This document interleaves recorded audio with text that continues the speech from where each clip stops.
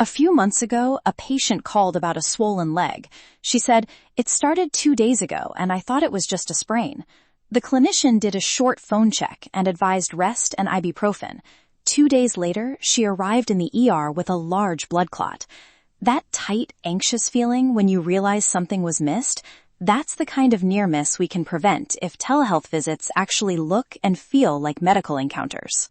Welcome to the podcast. I'm Jess, a family nurse practitioner and legal nurse consultant, and this is the space where healthcare, law, and real-life situations intersect. Each episode breaks down complicated medical and legal topics in plain language. Today, I want to give you practical steps you can use the next time you have a virtual visit, so your clinician can actually evaluate you and you get the right next steps. By the end of this chat, you'll be able to do 3 things. First, make a 1-page summary and quick text setup that actually saves time.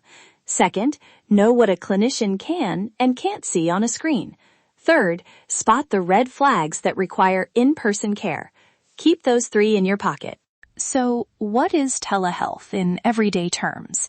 It's any clinical care that happens without you and the clinician being in the same room. That includes live video, audio-only phone visits, and asynchronous messages or photo uploads through a portal. Video gives observation. Phone relies on your description. Asynchronous messages are great for follow-up photos or quick clarifications. Who you'll see varies. A physician, an NP or PA, a triage nurse, or a medical assistant might start the visit. All of them can help, but their ability to order certain tests or prescribe might differ by the employer or state rules. If that matters to you, it's okay to ask up front who will make the final clinical decisions. Do a quick 3-minute prep before you start. Charge your device and get on a stable connection. Test camera and audio now. Don't wait for the call. Face the light so your clinician can actually see rashes, swelling, or how you're breathing.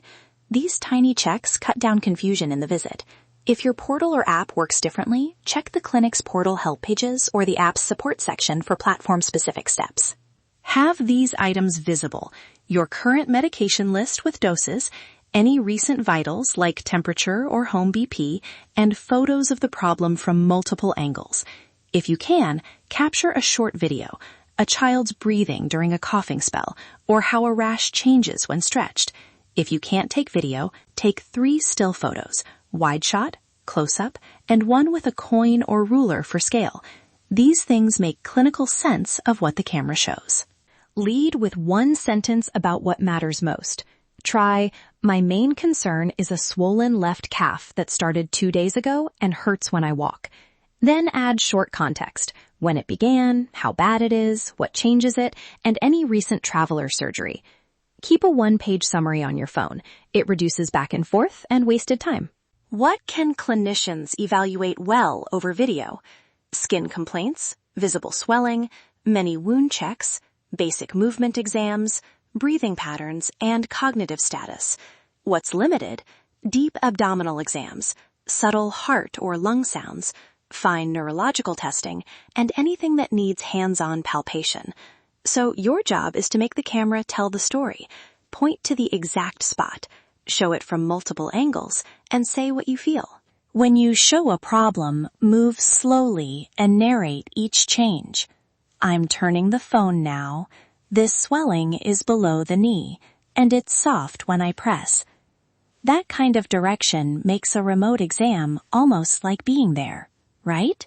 After the visit, labs and imaging are usually sent electronically to a nearby facility.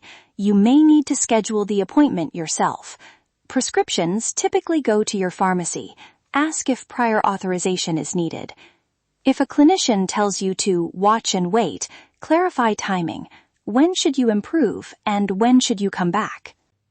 Referrals are usually started by clinicians and handled by scheduling teams. Ask who will contact me and where will notes appear. If documentation isn't in your portal within 48 hours, request it. That record matters if plans change or tests come back differently. Quick privacy and billing checklist.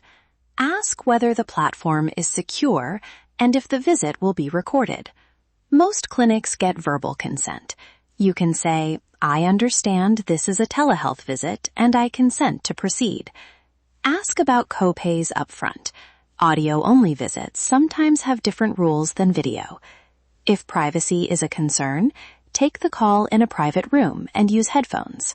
Insurance and licensing rules vary by state and plan. Many insurers cover telehealth, but details depend on your policy and the visit type. If you use telehealth often, call your insurer or check the plan portal so you're not surprised by bills. Here's the thing. Telehealth is great for many problems, but it isn't the right place for emergencies. If you have chest pain, sudden shortness of breath, sudden weakness or numbness, severe uncontrolled bleeding, signs of sepsis like high fever plus confusion, or any rapidly worsening symptom, go in person now. Don't try to diagnose those over video. Get immediate help.